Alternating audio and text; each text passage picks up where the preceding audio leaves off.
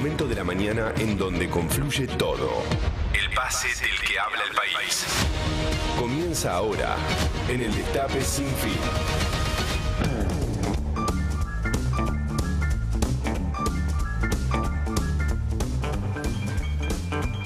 Los resultados económicos que se conocieron ayer son peores que los de Ucrania, que los de países que han sufrido cataclismos, guerras, peores que los de la pandemia.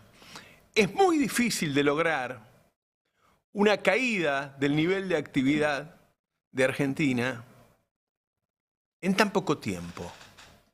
Solo un plan armado por un grupo de empresarios a los que lo único que les interesa son sus ganancias de corto plazo, pueden lograr algo así. Nos habíamos enterado hace un par de días que marzo había tenido una caída del 10% del PBI con una inflación más o menos similar. Ahora nos enteramos que en realidad ese PBI era engañoso porque, claro, en ese PBI está el crecimiento del campo respecto a la sequía del año pasado, de los hidrocarburos que vienen creciendo todos los años. Si vos lo limpiás de eso, la caída de la actividad es mucho más grande. Los datos que sorprendieron ayer, realmente, por lo menos a mí me sorprendieron, fueron la caída de la industria del 21,2% respecto a hace un año, 21,2%. Y respecto al mes anterior, la caída fue del 6,3%, es decir, sigue cayendo a un ritmo del 6 mensual. Digo, saca la cuenta, si todos los meses cayera un 6, ¿cuánto cae para fin de año? Bueno, la industria se reduciría a la mitad, ponle que sea un 50. Al mismo tiempo, se conoce ayer que la construcción cayó 42% respecto a hace un año, y respecto al mes pasado se desplomó casi 12%. En un mes, es decir, ponele 12 a todos los meses, como le gusta hacer a Milei, tirá para adelante ese dato y te daría casi la desaparición de la construcción en el país. Se da en días en el que el propio Milei dijo que había varios sectores que estaban repuntando. Bueno, no. Los últimos datos que tenemos es que Argentina está en una situación peor que la pandemia y peor que los países que están en guerra. ¿Por qué pasa eso? Porque estamos ante un gobierno absolutamente inusual, donde hay un tipo de escasísimo, casi nulo poder, que se lo usa como un showman, un fronting para que la gente tenga cierta empatía, y atrás hay un grupo de empresarios que solo pelean por su ganancia. Solo así se puede romper una economía de esta manera. ¿Qué va a generar esto? Quiebras generalizadas, rotura en la cadena de pagos, despidos generalizados, una fuerte desocupación en muy poco tiempo, en pocos meses, caída de la recaudación. Es decir, esta gente que tiene semejante derrape de producción no tiene guita para pagar los impuestos. Entonces, si vos haces un ajuste y después bajan los ingresos, tenés que hacer un nuevo ajuste. Es demencial encontrarse con datos como esos. Otro dato que se conoció ayer es que la venta de supermercados cayó un 15%. Todo lo que es promedio, de Mendiguren tiene un dicho que dice, en el promedio se ahogan los enanos, ¿no? O esos dos tipos que están solos en una isla desierta y uno come 2 pollos por día y el otro come 0, y se comen un pollo per cápita. Bueno, en este promedio te encontrás con que hay sectores que van a desaparecer muy pronto, en pocos meses van a desaparecer. Hay muchas empresas en este momento cerrando y decidiendo importar. Y esto se da antes de la apertura importadora fuerte, porque la apertura importadora fuerte empezó este mes. Es decir, esto va a empeorar, va a seguir cayendo.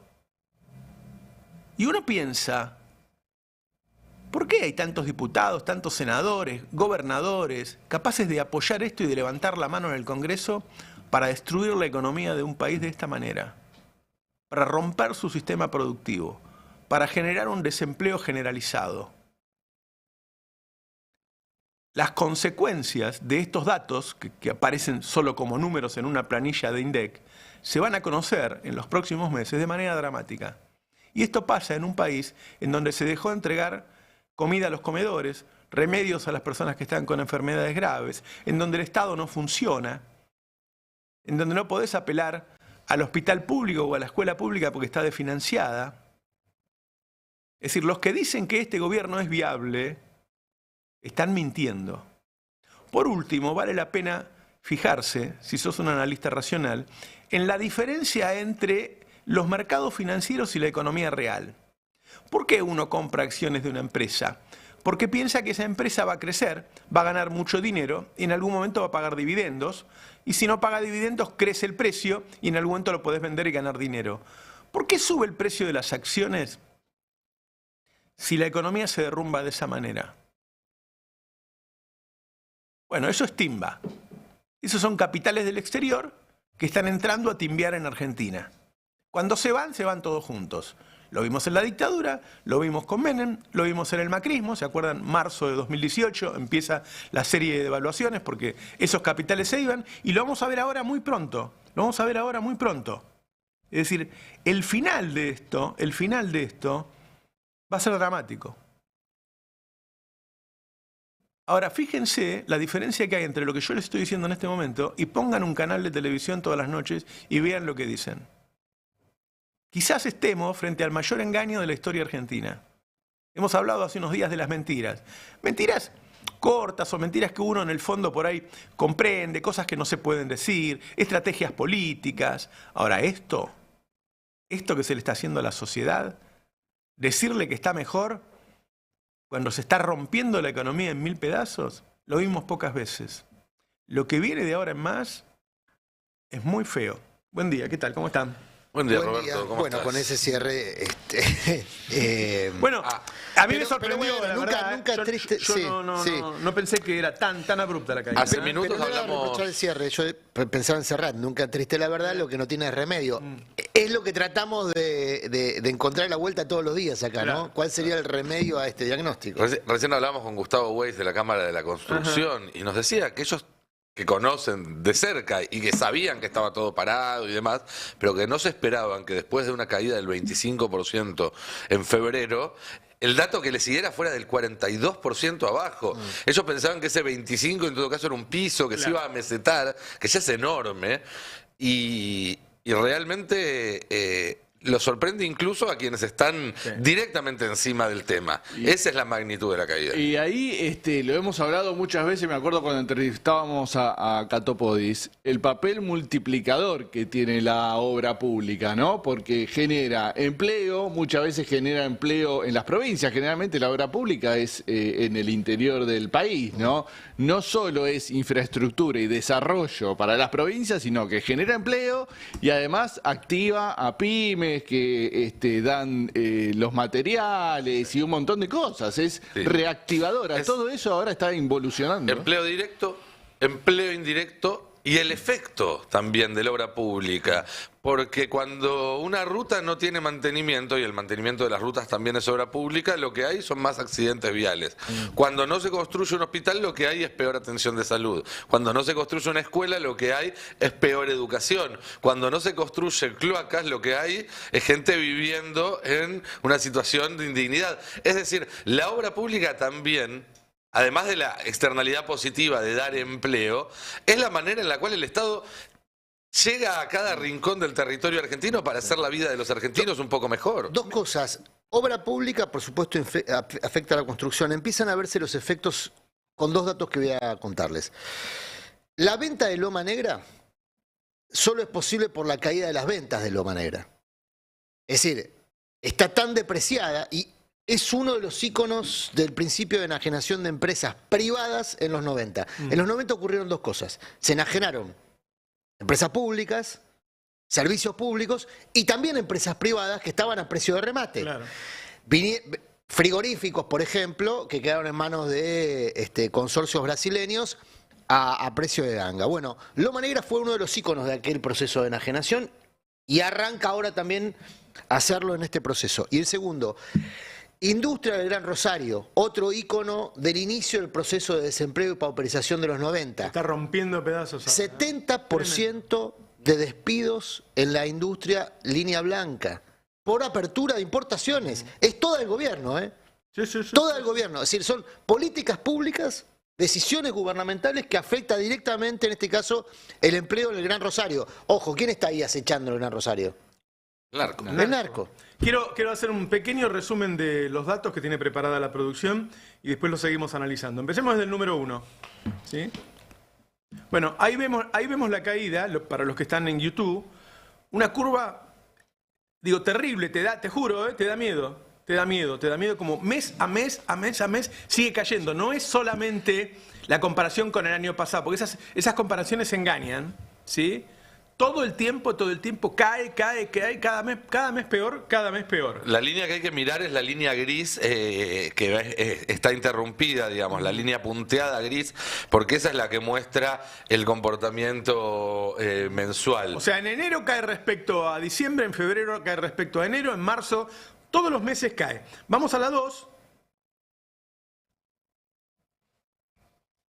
Índice de producción industrial manufacturero. En marzo de 2024, el índice de la serie desestacionalizada muestra una variación negativa de 6,3% respecto al mes anterior. Lo que vos decías, Roberto, comparando marzo contra febrero. Ese es el gran dato. Y el índice serie tendencia ciclo registra una variación negativa de 1,4% en comparación al mes anterior. Ahí es cuando se compara no el dato de un mes, sino de los últimos 8 meses y se va corriendo. El índice de producción industrial manufacturero, el IPI, mostró una caída de 21,2% interanual respecto al mes del 2023, es decir, por cada producto que se fabricaba por cada 5 productos que se fabricaban en la Argentina, hoy se fabrican 4. Claro. Se perdió uno por el camino. Nunca vi una cosa así. Y esto último es muy importante. De las 16 divisiones de la industria, todas presentaron caídas interanuales. No hay una sola rama, ni asociada con el agro, ni asociado con la minería, ni asociado con los hidrocarburos. No hay nada que esté mostrando una tendencia hacia arriba. Y ya te digo, ese es un promedio. Hay caídas en la industria de hasta 40%. Ahí están, ¿no? Ahí están. Ahí se ve toda la serie. A ver, acá para los que nos estén viendo hay que aclarar algo. Cuando uno ve este mismo gráfico, un mes más o menos normal, la mitad o más de la mitad de las barras son verdes y van para arriba. Que esto es algo que cuando uno lo ve así no se lo espera. Lo habitual es que haya sectores que crecen y otros que caen. Así es. Nombremos los últimos 3, por lo menos para que se vea que hay sectores que se derrumban de una manera... Que básicamente tienen que ver con la inversión, porque es la compra de maquinaria y equipo, menos 37,9% interanual. El gobierno acaba de abrir la importación de maquinaria y equipo. Muebles, colchones y otras industrias manufactureras tiene que ver con la construcción. Cae 40%. 40%. Otros equipos, aparatos e instrumentos, electrónica, 40%. Pero también otro dato para tener en cuenta, 35% minerales no metálicos, ahí está el cemento, eso es construcción, 100%. Lo mismo que industrias metálicas básicas, que son los fierros para construir, pero cuando uno mira todo el gráfico, pareciera que lo que está más a la izquierda pareciera una caída chica, porque 4% comparado con 40 parece chico, pero 4% es un montón. Es un montón. En general uno está acostumbrado a ver 0,2%. Ahora, 0,5%. busquemos un poco algunas de las razones. En la placa 7 está una nota que se publicó en el Destape ayer, que dice cuánto representa ahora la tarifa de electricidad en el gasto familiar. Y es el más alto en 30 años. No sé si llegan a leer después en la nota cuánto representa. ¿La podemos mover? ¿Lo ves, Nico? 21% de la canasta básica total, esto es según lo que mide el INDEC. Es decir, la canasta básica total, que es la que se usa para medir la pobreza, ponele que vos estás un 1% arriba de esa canasta, sos clase media. Bueno, un clase media usa el 20% de sueldo para pagar una de todas las cosas que le llegan a su casa. En enero el mismo gasto que valía el 10%, es decir, se duplicó en 3 meses el peso de la factura de luz. Porque no hay que mirar solo de cuánto es la factura, hay que mirar qué parte de tu salario se lleva eso. Ayer, creo que eras vos, Adrián, que decías... las familias lo ven como un impuesto, eso, es decir, esto impacta directamente. Se lo llama impuesto. Se lo llama impuesto, ¿no? Claro. Es decir, bueno, ¿cuántos impuestos podés pagar? ¿Podés pagar la luz, el gas, el agua, el cable, internet, que se ha hecho imprescindible? No. Por eso no consumís nada y por eso cae la producción. Cuando cae la producción, cae el empleo, quiebran las empresas, cae la recaudación. Es un círculo vicioso infernal. Que se profundiza justamente como un círculo tóxico, ¿no? La caída de las ventas que vamos a conocer ahora, ya las privadas están anticipando una caída de ventas muy fuerte. Muy fuerte, creo que tenemos también un gráfico. Bueno, este anticipo que ayer dio el Clarín es de una consultora que todavía no emitió su informe, pero es una de las consultoras que más se conocen. Sentia. Que Sentia, muy seria. que todos los meses va dando el número de la caída. Claro. Bueno, abril muestra la mayor caída de la serie, según este número que se anticipó aparentemente Ese ayer. es el dato más importante, que se entienda que la caída sigue. Porque Milei dijo, creo que está en el 8, el otro día, que las cosas están mejorando, ¿no? At this difficult time. Que en realidad ya estamos saliendo, que le hemos evitado un daño como nunca se hubiera visto en la historia argentina y que en este momento ya pasamos el piso y ahora estamos empezando a recuperar. No va a ser instantáneo, va a demandar tiempo y la gente está empezando a ver los resultados porque está cayendo fuertemente la inflación, ha caído fuertemente el riesgo país, están mejorando el precio de todos los activos financieros argentinos, hay sectores que ya están en expansión y hay sectores que están recortando en caída. Y además los salarios... Cuando él dice hay sectores que están en expansión, es mentira. Acaba de demostrar Nicolás Antos que todos los sectores cayeron. Si no, habría una barra verde en ese gráfico por cada sector en expansión. Si vos amplías ese gráfico a sectores de la economía, no solamente industria manufacturera, el único que muestra una barra positiva es agro. Claro. Que, claro, comparado contra la sequía del año pasado. Contra el año pasado, con la sequía del año pasado, marca un diferencial. Hay una cuestión que yo ayer lo hablaba con algunos empresarios. Cuando vos tenés una caída tan fuerte y en tan poco tiempo, o sea, se generan efectos, secuelas, que después son difíciles de desarmar, porque se rompe la cadena de pagos, porque se rompen las cadenas de producción de valor. Es decir, no es que caemos 40 un mes y al mes siguiente subís 40 y es como si nada hubiera pasado. Acá se generan secuelas de mediano y largo plazo para la industria argentina, se relocalizan en otros países cadenas enteras de producción. Es decir, estamos viendo algo que va a dejar una cicatriz muy fea. Bueno, el paro de hoy, digo, porque es la noticia del día. Estamos en el marco de un paro además nacional. Es importante ponerlo en este contexto, porque se está diciendo, ya van 2 paros en pocos meses. Pero ¿y cómo no van a parar? ¿Cómo no van a parar? ¿Van a dejar que destruyan el país? ¿Se van a hacer los distraídos? Serían cómplices. Pero además me parece interesante, se terminó, que comprendamos todos que esto que pasa hoy, y por eso están tan asustados, es la demostración de que la riqueza la generan los trabajadores. La riqueza la generan los trabajadores. Porque yo puedo venir con mi capital acá, pero si no vienen todos ellos a producir, yo no puedo hacer nada. No me anda el micrófono, no me anda la cámara, no tengo luz, no tengo compañeros, no tengo producción, no puedo escribir 300, 400 notas por día. Es imposible. Entonces, la riqueza la generan los trabajadores. Y el día que los trabajadores vuelvan a tener conciencia social para entender eso, entonces van a parar hasta que le den lo que se merecen. Y ese es el tipo de líderes que necesitamos. No el líder que dice, bueno, sí, un poquito de derecha hay que ser, porque la gente pide eso. No. Si la gente perdió la conciencia social, hay que hacérsela ganar de nuevo. Y demostrarle que si quitan su fuerza de trabajo, es decir, si hacen paro, le van a tener que dar lo que se merecen, porque si no, no se genera riqueza en el país. No se genera riqueza si el trabajador no trabaja.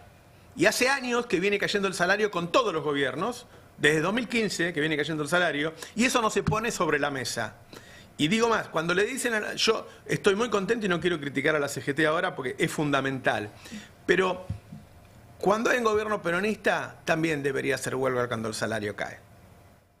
El salario hay que defenderlo siempre. El salario, o sea, ayudar a veces a un presidente peronista por decir, uy, no, mira lo que va a pasar. Bueno, terminan estos tipos de presidentes. No estoy haciendo cargo a la CGT, pero todos deberíamos empezar a pensar de esa manera y ser más duros, más inflexibles en nuestras posiciones y no negociar, decir, bueno, nos bancamos una caída del salario del 5% anual.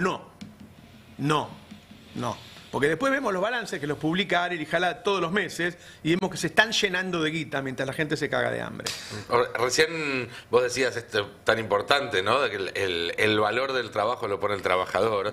Y hay un canal de televisión que tiene en vivo que va diciendo cuánta plata se perdió eso por quería este marcar. paro. Sí. Hacen una cuenta que además da alrededor de más de 40.000 pesos por trabajador por un día de paro.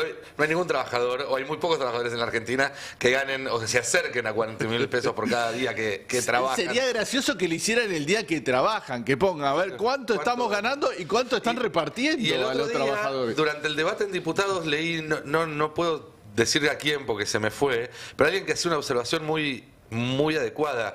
Los diputados y los empresarios y los economistas en la tele en general dicen que son los empresarios los que dan trabajo. Claro. Los empresarios demandan trabajo. El que da trabajo es el trabajador. Un empresario dice, yo necesito que vengas vos a trabajar acá para poder producir. Bueno. El que da trabajo es el trabajador y el empresario demanda ese trabajo. Yo he estado en los dos lugares y la verdad, yo soy el que necesito un trabajador. Yo no le hago ningún favor al trabajador. Esos tipos se vanaglorian, porque yo... No, al contrario, yo lo necesito. Yo lo necesito al trabajador. Yo he estado del otro lado y me necesitaban a mí. Me necesitaban a mí. Si yo retiraba mi fuerza de trabajo, a mí me ha pasado cuando yo decía, no, mira, me tengo que ir de viaje o mañana no puedo venir porque operan a mi vieja. Y el tipo se volvía loco. Ah, ¿me necesitas, hijo de puta, ¿Me necesitas? Yo me doy cuenta, yo lo tengo bien clara la conciencia social, Entonces, lo que necesitamos para hacer política y para que haya un gobierno nacional y popular y para que cuando llegue al poder cumpla con sus promesas, es eso. O sea, generar conciencia social. Lamentablemente, la mayoría de los medios te juegan en contra. Sí. La campaña que dispuso el gobierno es justamente, como decía Nico, establecer que los trabajadores le hacen perder plata al país, como si el país fuese un continente sin personas, digamos, ¿no? Un espacio físico donde no habitan seres humanos que tienen necesidades que deben ser cubiertas, y en el marco de una economía capitalista eso se cubre con dinero, y el trabajador canjea su fuerza de trabajo por dinero para poder vivir. Básicamente. Bueno, cuestión que la cuenta que difundió ayer el gobierno es, a través de sus canales oficiales y paraoficiales, es que el país va a perder, insisto, entre comillas, entre 1.600 y 1.700 millones de dólares. Esa es la cuenta que hace el gobierno de lo que producen los trabajadores a diario. Ahora, aún así los agrede con, por ejemplo, una reforma laboral en curso que busca limitar el derecho a huelga. ¿Por qué? No porque busca salvar, entre comillas también, el Producto Bruto Interno, es decir, lo que producen los trabajadores en su conjunto. Lo que busca es maximizar renta. ¿Y cómo se aprecia esto muy nítidamente? Ayer, un grupo de empresarios que se reúnen en un colectivo llamado AmCham fue uno de los colectivos que criticó el paro. La Cámara Argentina Norteamericana. AmCham es la Cámara Argentina Norteamericana, que básicamente es donde están las empresas de capitales estadounidenses que operan en Argentina. La presidencia de AmCham está en manos de Accenture, que es una empresa de servicios informáticos y tecnológicos. Accenture es la tercera beneficiaria de subsidios estatales a la industria de la tecnología. Después de Mercado Libre y Globan. Viene Mercado Libre, Globan, Accenture. Ahora, en el comunicado del AmCham, una de las cosas que enfatizan es que las pérdidas que provoca el paro reducen las posibilidades de desarrollo autónomo de las empresas, porque perjudica la capacidad de las empresas de producir valor. Y desprecia el rol del Estado, que es el canto de sirena con el cual gana Milei las elecciones, pero que cuando uno verifica quiénes son sus sponsors, todos están favorecidos por el Estado. Claro. Por eso me interesaba marcar la contradicción de uno de los que aparece, una empresa, un privado que aparece crítico de la medida de fuerza que toman los trabajadores, entre ellos los suyos. Bueno, no sé si en Accenture paran, porque se está dando otro fenómeno. Como el componente del presentismo cada vez es mayor en los salarios, muchas personas sin reforma laboral se ven impedidos de ejercer su derecho a huelga, porque si no pierden una parte proporcional de su ingreso muy importante. Y esto pasa en el sector privado y en el sector público.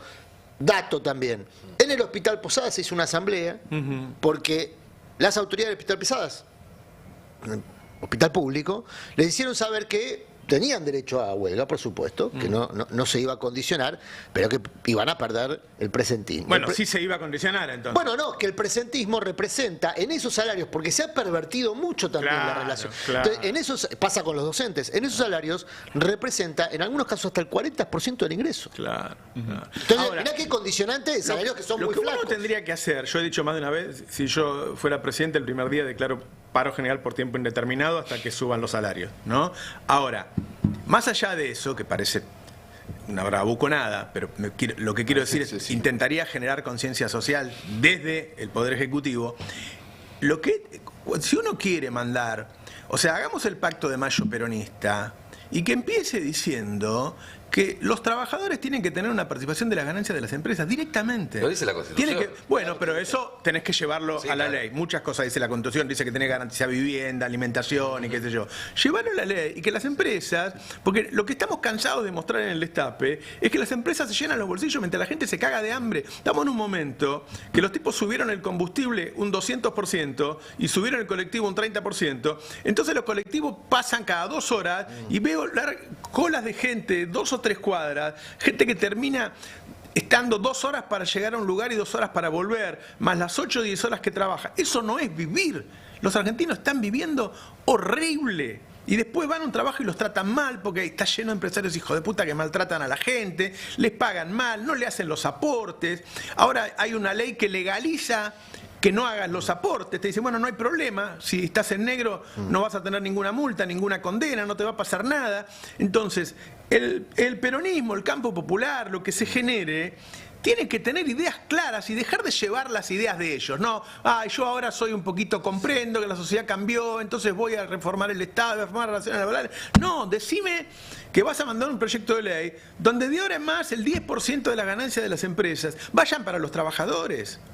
Porque este es un derrumbe que va a seguir siempre si no nos paramos de frente claramente y decir, mirá, muchachos, hasta que no negociemos cómo va a seguir la relación trabajo y capital en este país, nosotros nos quedamos en casa, a ver cómo les va. Total, por la mierda que me pagás, ¿para qué voy a ir? Hay que usar este día de paro para generar conciencia social y todos que entiendan esa palabra derechos. Yo no sé si todo el mundo la entiende. Derechos quiere decir que si vos te levantaste a la mañana, fuiste a laburar, laburaste 10 horas y le hiciste ganar a tu patrón 100.000 pesos o 1 millón o 10 millones según lo que vos estés produciendo. Bueno, a vos te corresponde una parte de eso, macho. A vos te corresponde una parte de eso. El gobierno es bastante eficaz en malversar la palabra derecho y convertirla, para muchos quienes la escuchan, como un privilegio. Muchas personas consideran que tener derechos es un privilegio. Claro. Es que para muchas personas tener derechos es un privilegio. Ese es el debate, esa es la batalla cultural, para usar los términos del gobierno. Bastante material igual para mí. No, pero hay una malversación ahí de la lengua castellana, digamos. Una palabra y la otra significan cosas distintas. Ponen en duda las jubilaciones. Jubilaciones es un salario diferido. Es un salario que vos, en vez de cobrarlo todos los meses, te lo guardó el Estado y te lo da cuando jubilás. Es tuya la guita. Y vos decís, no, porque me tuvieron en negro. Más todavía. Te deben más. Pero lo que vos planteás, por eso la moratoria corresponde. Sí, pero lo que vos planteás, por eso yo lo decía en términos de batallas culturales, aunque en definitiva si vos mejoras lo material, eso va a colaborar mucho para la batalla cultural, sin duda. Pero digo, fíjate lo que está pasando con todo esto. Hoy el gobierno está chocho con el paro. Porque considera que su activo político, y lo miro a Fer porque un poco sobre eso va la nota que publica en el Destape, el gobierno considera que su activo político es confrontar contra lo que Macri llamó los orcos. Y en ese colectivo indeterminado están los líderes de la CGT, buena parte del peronismo y quienes consideramos que las sociedades se construyen de manera colectiva. Es decir, lo que Milei, también malversando el lenguaje, llama colectivismo, que en realidad no necesariamente el colectivismo es una idea política o hasta una identidad, te diría, pero después muchos pensamos que el único desarrollo posible es en conjunto. ¿Por qué el gobierno celebra y por qué Milei anoche publicó en sus redes sociales una foto con una camiseta, un truco fotográfico, un Photoshop, que decía yo no paro? Bueno, porque le van quedando pocos activos políticos al gobierno. Y uno de ellos es la antítesis. con aquellos que tienen imagen negativa. Entonces no es menor, retomando el planteo que vos hacías respecto a los liderazgos, y bueno, quizá también hay que plantear que muchas de las figuras, con o sin razón, con o sin justicia, pero muchas de las figuras que hasta acá tienen roles de liderazgo, complican la reconstrucción de la representación porque, insisto, con o sin justicia, tienen una imagen caída y el gobierno la utiliza. Y es un activo del gobierno. Y bueno, pero hasta ahora la verdad que no podemos decir nada de esta CGT, ¿no? Durante este gobierno la verdad que ha actuado desde el primer día un poco a la cabeza de la resistencia del modelo, y en ese sentido, la verdad, a mí me sorprendió un poco incluso lo de Daer.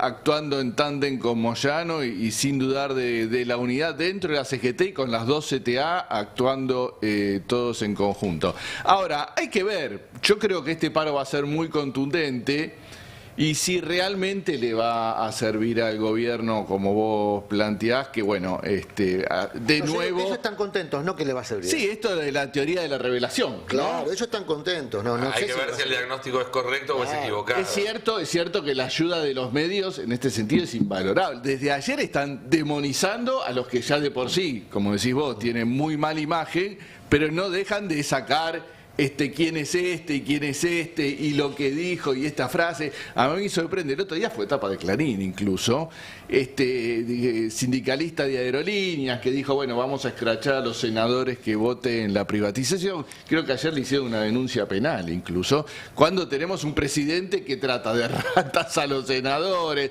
que hizo listas negras, que dio las direcciones y los teléfonos de los diputados que votaron en contra, y a un sindicalista le hace una denuncia penal. Y ahora aprieta a senadores en público también, ¿eh? Sí. Ahora está apretando a Bueno, senadores en público. ¿sabés que ayer hablando con gente del gobierno que labura en la Casa Rosada sobre el tratamiento de la ley en el Senado, me decían que uno de los motivos por los cuales quieren acelerarlo, más allá de la fecha del 25 de mayo, que ya a esta altura del partido creo que asumen que no se va a cumplir y demás, es que voy a tratar de citar la frase textual: cada día que pasa corremos el riesgo de que Milei diga algo que nos reste votos. Es decir, está tan fino el poroteo que si Milei sale mañana a putear a 2 o 3 senadores se les cae todo. Claro. Y es algo que puede pasar, digamos, mientras Franco va y negocia, mientras hasta Santiago Caputo va y negocia, Milei después da una conferencia, da una entrevista y todo, y dice, los senadores son todos... Claro. Entonces, ese es un riesgo también que entra... Che, no quería dejar pasar, porque tiene que ver con todo esto de la generación de conciencia social y cómo elegimos los cuadros políticos, qué sé yo. En el TAI 24 está Scioli, que fue a ATN a bancar al gobierno y a hablar contra el paro, ¿no? ¿Qué quieren, a su entender? ¿Quieren voltearlo a Milei? No, yo no quiero pensar en esos términos porque, a ver, es desconocer la personalidad de Milei. Si con esto creen que un hombre que viene demostrando una gran tenacidad, fortaleza anímica, espiritual, determinación, coraje, valor, y tanto que se habló hasta se lo descalificó de adicto, sí, es adicto como yo al trabajo, porque es una apasionada del trabajo como yo también soy un adicto al trabajo, y buscando, honrando la responsabilidad, el respaldo que le dio la gente, sacar al país adelante. Y hay señales de una reconstrucción de confianza argentina en el mundo. Yo lo veo de estas áreas, que hablo con gente permanentemente de otros países y me cuentan la expectativa que hay con Argentina. Bueno, ahí estaba el Pichichi. Es impactante. Sí. Los dos libertarios de última hora, ¿no? Pensaba en pobre Borocotó, que le dejó su apellido a una práctica política que se ha expandido, ¿no? O sea, pero bueno, quedó como el borocotazo.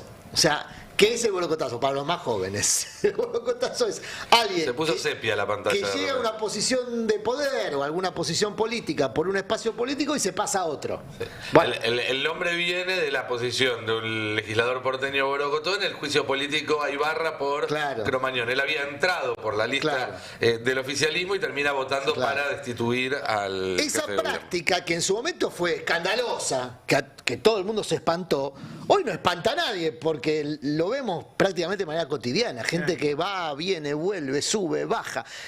Eso también explica el descrédito de la política respecto a la población.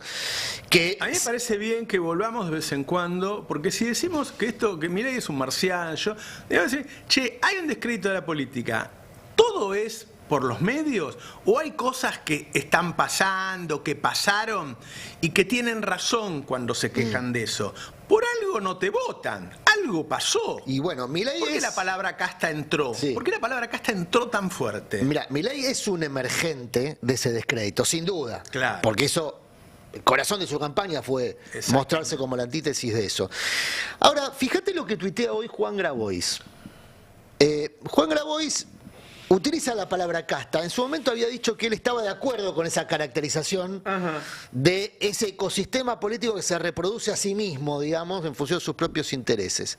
Dice, la casta va por correo argentino, que no te vendan un buzón. El CEO de Correo Argentino durante el gobierno peronista fue Camilo Baldini, el gobierno de Alberto Fernández, pero también había tenido gestión anterior en el gobierno de Cristina Kirchner. Tuvo 2 pasos en gobiernos peronistas al frente del Correo Argentino. ¿Quién es? Se pregunta Grabois. Camilo Baldini, pasto de castas, negocios. Bueno, sigue la historia y ahí hace un largo posteo donde cuenta, por ejemplo, que Correo Argentino tiene un acuerdo con Mercado Libre mediante el cual Correo Argentino le hace el trabajo de entrega a Mercado Libre y le paga a Mercado Libre por eso.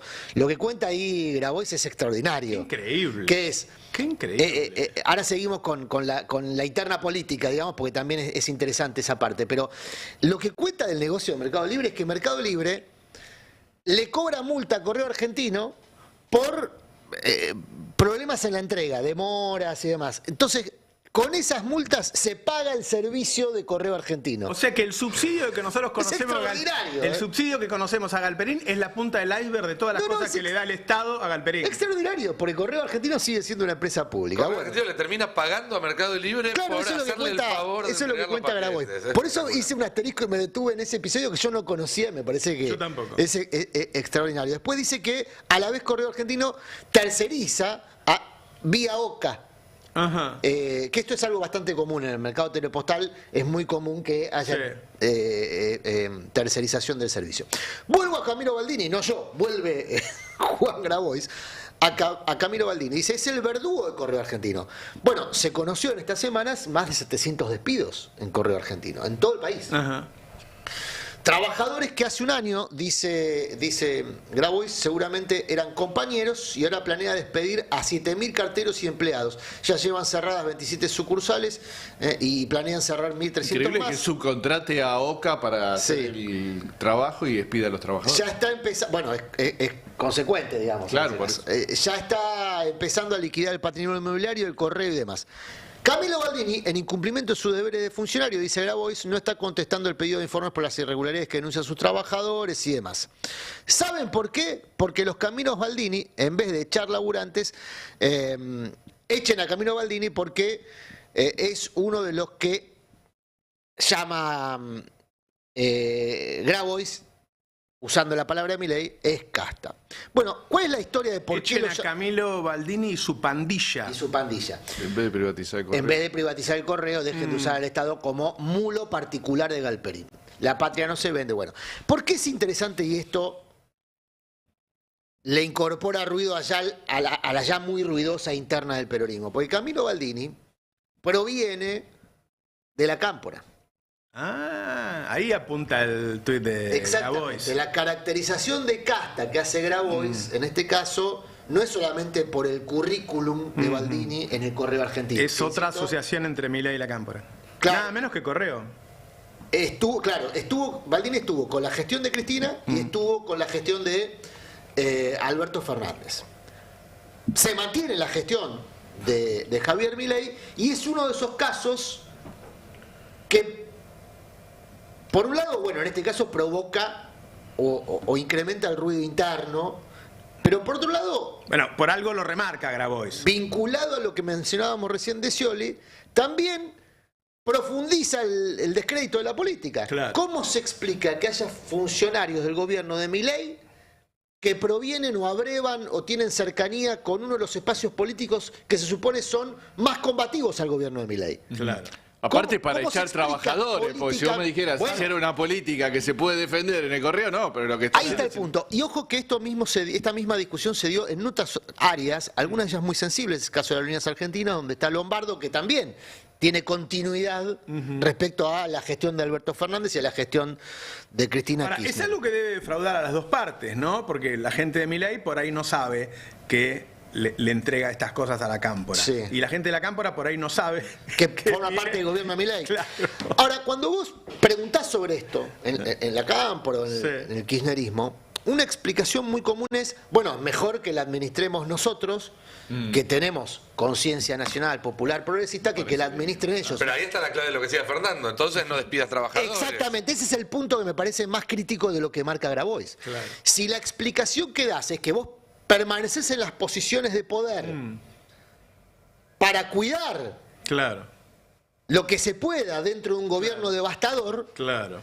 bueno, lo mínimo que tenés que hacer es cuidarlo. Está bien. Digamos, esa es la explicación Bueno, y política. el discurso es el mismo que de Scioli. Yo me quedé porque tengo la responsabilidad de apoyar el país y los Entonces, empleos y qué sé yo. la verdad es que, por lo menos por los hechos, es muy poco consistente la explicación. Claro.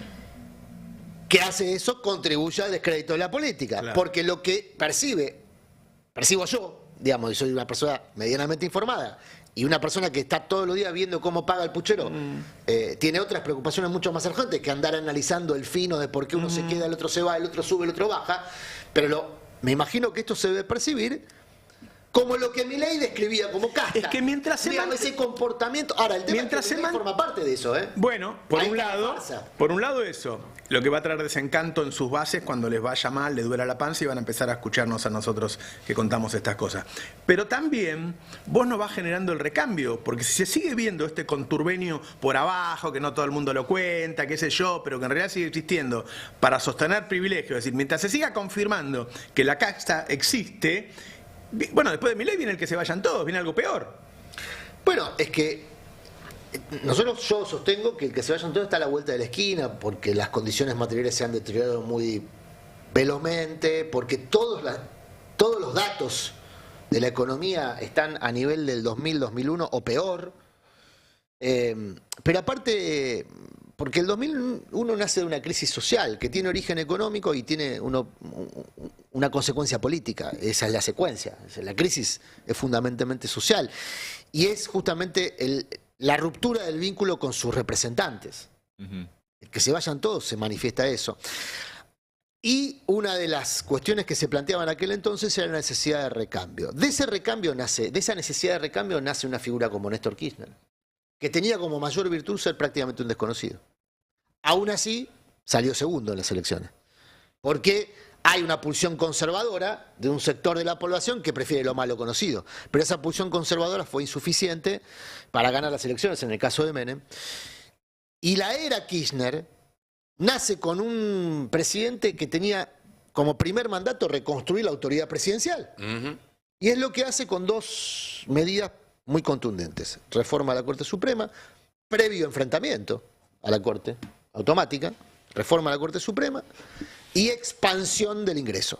Es que eso es clave. Expansión del ingreso. Ahí tuvo la espalda para poder ir contra la Corte. Expansión del ingreso. Si a vos no te banca la gente, no hay ir contra la Corte que valga. Mira, hoy se recordaba, ayer Milei estuvo en el acto que conmemora a las víctimas del Holocausto. Y todo el mundo recordaba que el último presidente que había asistido a ese mismo evento había sido Néstor Kirchner en el 2007. Néstor Kirchner reconstruye lazos sociales con todos los colectivos, con todas las minorías, que estaban fragmentadas, segmentadas y rotas, ¿no? Y esa es una tarea que tiene que hacer. Vos ayer me marcabas, yo me quedé pensando la diferencia entre liderazgo y conducción. Bueno, lo que hace un conductor es liderar hacia un lugar, es darle un sentido a ese liderazgo. Estratégico y al mismo tiempo reconstruir lazos. Sí, claro, por reconstruir supuesto. lazos. Ahí el es con todos tiene sentido, digamos, empieza a tener sentido. Ahora, si el es con todos tiene como único objetivo ganar la elección, transformar lo táctico en estratégico, bueno, en mi impresión, eso también contribuye a alejar a las personas de la política, porque se observa como un mecanismo de casta. Acá lo importante es que quieren estar ahí, ellos, un ellos, ¿no? Sí, ahí siempre hay una línea delgada, ¿no? Ampliar. Uno siempre dice, bueno, hay que ampliar la base, ampliar los acuerdos. ¿Y en qué momento esa ampliación deja de ser una mejora de sustento cuando es medio un cachivache, ¿no? Y se convierte en una cosa que pierde sentido, ¿no? Que pierde claridad en cuanto a cuál es la propuesta, ¿no? Hablando de cachivaches y de falta de claridad, ayer el espectáculo que se vio en el Senado fue dantesco por momentos, porque no solamente empezó a quedar en claro los horrores que había en el texto que aprobaron los diputados, y creo que muchos diputados deberían dar cuenta de haber levantado la mano para una ley que ahora en el Senado nos estamos dando cuenta que tiene agujeros del tamaño de, no sé, un agujero muy grande, sino también como incluso aquellos funcionarios que fueron durante estos meses señalados como los autores del proyecto, no tienen la menor idea de lo que están hablando, porque ya no es más que iba un subsecretario que no tenía mucha idea. Ayer uno de los expositores fue Rodríguez Chirilo, que es el que desde el momento cero se viene diciendo, él fue el que escribió el proyecto. En realidad, él fue el enlace con quienes escribieron el proyecto, que fueron abogados de las grandes corporaciones. Y ayer el propio Chirilo reconoció que no había leído lo que estaba defendiendo. Tuvo un intercambio con Lustó, que no es tanto de mi devoción para nada, pero que en esta lo puso en un lugar... Había estudiado bien el régimen de grandes inversiones. ¿Les parece verlo? Porque realmente es muy gráfico del nivel del debate que está proponiendo el gobierno frente a una norma que nosotros venimos contando, viene a marcar el sendero del desarrollo de la Argentina o de falta de desarrollo de la Argentina por 4 décadas, y lo hacen con esta precariedad. Y particularmente preocupante en el caso de las provincias es porque en el artículo 191, si no me equivoco, está este tema que es... No es la adhesión. Dice que los vehículos adheridos al RIGI, incluyendo aquellos cuyos proyectos sean calificados como de exportación estratégica a largo plazo, no podrán ser afectados por restricciones regulatorias sobre el suministro, transporte y procesamiento de los insumos destinados a tales exportaciones, incluyendo regulaciones que pretendan subordinar o reasignar los derechos de los BPU sobre tales insumos o su transporte o procesamiento en base a prioridades de abastecimiento interno u otras prioridades o derechos regulatorios en favor de otros sectores de la demanda. Voy a traducir qué quiere decir esto. Recuerden que estamos regulando para 30 años. Si en algún lugar de la Argentina mañana uno de los insumos, no importa, agua, energía, el que quieran, uno de los insumos que usa un BPU pasa a ser clave y es escaso, tiene prioridad el BPU por sobre la gente. ¿Sí? Entonces eso no pueden existir con esta ley. Entonces yo no sé si los gobernadores saben que con el RIGI están firmando estas cosas. Yo quería que me confirmaran esto. Bueno, es que el 191 no lo había leído, lo estaba leyendo mientras lo explicaba, por eso no tengo respuesta, pero sí te quiero explicar lo que es la doctrina de la Corte de la no interferencia, es decir, no dictes normas que violen, infrinjan, perjudican, etcétera, este régimen, si aún hayas adherido o no hayas adherido. Y no te tenés que ir al CIADI, como alguien me pareció escucharle. A ver, deberá en forma inmediata impedir su aplicación si realmente lo genera. Si no lo genera, lo que está fijando es quién se va a expedir. No va a hacer nada. Perfecto, pero no me diga que no es la Justicia Federal, no me digan que es el CIADI.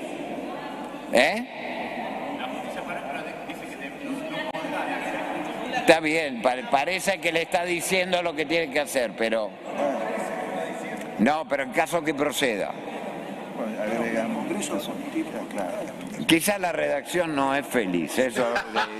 Quizás la redacción no es feliz, mandaría la redacción al psicólogo en todo caso, pero esto es un proyecto de ley muy serio y en esa redacción después se basan las decisiones que se toman. Después no podés decirle a un juez, che, miren, la redacción no fue feliz. A la jueza de Nueva York, ¿no? A Loretta Presca, sí. Cuando te haga parar le vas a decir. Hay 2 detalles sobre esto. Uno es que desde el gobierno vienen diciendo que Chirilo es el que redactó el proyecto y evidentemente no lo redactó. Claro. Acá queda claro, no lo conocía y la redacción fue poco feliz. Entonces, una vez más, una prueba más de que este proyecto se lo dictaron al gobierno. Y el segundo uno dirá, bueno, era un proyecto complicado, más de 200 artículos. quizás se confundió. Bueno, hubo otro momento del mismo debate donde le preguntaron a Rodríguez Chirilo, que es el jefe del área de energía del gobierno, una pregunta un poco más básica que un artículo específico, y tampoco supo responderlo. Veámoslo. Estoy preguntando si sabe cuál es el costo de producción del barril de petróleo en la Argentina, promedio. ¿Terminó, senador Parrilli? No, le hago la pregunta y sigo. Pero no tengo por qué contestarla ahora. No lo sabe. No lo tengo presente porque va variando los costos. Pero más o menos. Al uno Chirilo vuelve en marzo. No, tengo el del gas, pero no... Bueno, yo le voy a decir, ¿sabe cuánto es? 15 a 20 dólares. Ese es el costo de producción. Y el barril criollo estaba a 45. Y ustedes lo llevaron a 70 y pico con el DNU, de lo que hicieron equiparar los precios nacionales a los precios internacionales. Y lo quieren llevar a 90 dólares. Este es el nivel de preparación con el cual el gobierno está queriendo dictar una norma que va a definir el destino del país por 40 años. Ahora, eso que dice Parrilli es la clave. Es la clave y es lo que deberíamos haber estado hablando hace mucho tiempo. Sí, flaco, el costo es 20 dólares. Te dimos 45 y te parecía poco y ahora lo cobrás 70, 80, lo que quieras. Estamos discutiendo siempre si ponen los subsidios el Estado o lo pagamos nosotros en casa. Resulta que ahora la clase media gasta el 20% de su sueldo en pagar electricidad y el tipo dice que no sabe cuánto sale. Argentina biomonetaria, de la cual se viene hablando muchas veces, lo que ha generado es un comportamiento de rentabilidad, pretensión de rentabilidad en dólares en todos los sectores muy intensa. Y aquellos que tienen posiciones de poder aprovechan las posiciones de poder para maximizar su rentabilidad en dólares. El problema es que la Argentina, el problema para los trabajadores, para volver sobre una de las razones del paro de hoy, que no es solamente la ley bases, no es solamente la reforma laboral, sino el conjunto de agresiones que está en curso. El problema para los trabajadores es que cobramos en pesos y nosotros vivimos acá y tenemos que, digamos, en el aspiracional poder conseguir combustible, te lo cobran poder en conseguir dólares, alimentos. te lo cobran en dólares al precio internacional. Claro. Es decir, te lo cobran en un mundo donde hay 200 países y hay 10 que tienen petróleo, nosotros pagamos al precio de los 190 que no tienen petróleo. ¿Qué hacen los Emiratos? Esto es muy importante saberlo. Yo tuve la oportunidad de conocer Qatar, de conocer Arabia Saudita. Son países que limitan la cantidad de habitantes. ¿Por qué? Bueno, son países productores y exportadores netos de gas y de petróleo. Al mismo tiempo tienen que tratar de que las condiciones de vida, que ya son extraordinarias, porque estamos hablando de personas que tienen niveles de ingresos muy superiores a la media. Para los ciudadanos, y limitan a los extranjeros que van a trabajar a esos países, los limitan de manera tal de que tienen economías de subsistencia. ¿Por qué? Para evitar que se les expanda la población. Porque si no tendrían los problemas que tienen los países como nosotros, de gente que vive y quiere abastecerse de eso que, si fuese para todos, debería subsidiar. Claro. Cuando hablas de subsistencia estamos hablando de cuasi esclavitud. Sí, viven aparte. En Qatar están los ciudadanos que tienen vidas de realmente jeques árabes para ese muy buen nivel, y después los que trabajan para ellos que literalmente están en un estado de semi-esclavitud. Ese es el modelo laboral que Macri elogió en su momento. ¿Se acuerdan cuando fue el Mundial que Macri contó que estaba muy contento o que veía muy bien Qatar porque limitaba los derechos laborales? A eso se refiere. ¿Sabes lo que quiero decir con esto, Nico? Que ese modelo de liberalización de los precios internacionales de lo que se produce en la Argentina solo es aplicable en ese tipo de sociedad. Claro. Y en la Argentina sobran 30 millones de personas para ese tipo de sociedad. Es inaplicable para la Argentina. La Argentina tiene otras características sociales. Ese modelo que lo haces con los combustibles, lo haces con los remedios, lo haces con todo, con la comida, hace que realmente en un país de 47 millones van a quedar 30 millones afuera, muertos de hambre. No hay forma, pero por eso digo, lo bueno de la globalización es que te permite conocer ejemplos de aquello que se parece o se distingue de lo que vos aspirás, digamos, como ¿Viste que dieron el costo los dueños de los colectivos que dijeron que deberían cobrar el precio 2.000 pesos? El tren, 2.000 pesos. Y probablemente el costo para que los colectivos funcionen sea ese. Y probablemente el costo de la energía para los El costo de energía, ahí lo dijo Parrilli, es bajísimo. No, el costo de vida. No, el costo de la energía para los distribuidores domiciliarios, para el tramo final de distribución, probablemente termine siendo mucho mayor que lo que reciben por factura. El problema es que los argentinos cobramos lo que cobramos y tenemos derecho a vivir. Este es un concepto bastante básico. No, pero es el tema. Tenemos derecho a vivir. Estos días de paro tienen que ser días de reflexión también, ¿no? Claro. Es un día para que vos te quedes en tu casa y pienses todas estas cosas, entiendes, escuches, opines del otro lado. Sería bueno que hoy tengamos un día de muchos mensajes durante el programa, porque para que entiendas cómo te están cagando. Porque como te engañan todo el día... Y cómo las empresas se tiran tiros en los pies, ya lo hablamos acá, pero ayer me decía un sindicalista, que es uno de los pocos sindicalistas que en parte incluso le gana la inflación desde hace muchos años, porque fundamentalmente ha logrado abrir los libros de las empresas con las que negocia paritarias. Entonces, al abrir los libros ve que las posibilidades de sus trabajadores son mucho mayores que las que les ofrecían las empresas. Me decía... Nosotros cuando protestamos contra el impuesto a las ganancias de la cuarta categoría, le estamos cuidando la guita a las empresas, porque yo lo que voy a hacer es, me reimponen la cuarta categoría de ganancias, casi todos mis trabajadores, si no ahora, en 1 o 2 años están incorporados al impuesto, porque tienen sueldos altos, medios altos. Bueno, yo me voy a dar vuelta y voy a decir, che, el porcentaje que le reduce el Estado al salario me lo pone vos. Claro. Entonces yo le estoy cuidando la guita a las empresas. Sin embargo, las empresas consideran que yo soy un enemigo porque les hago un paro contra el impuesto a la ganancia. Me dice, hay un problema de concepto. Claro.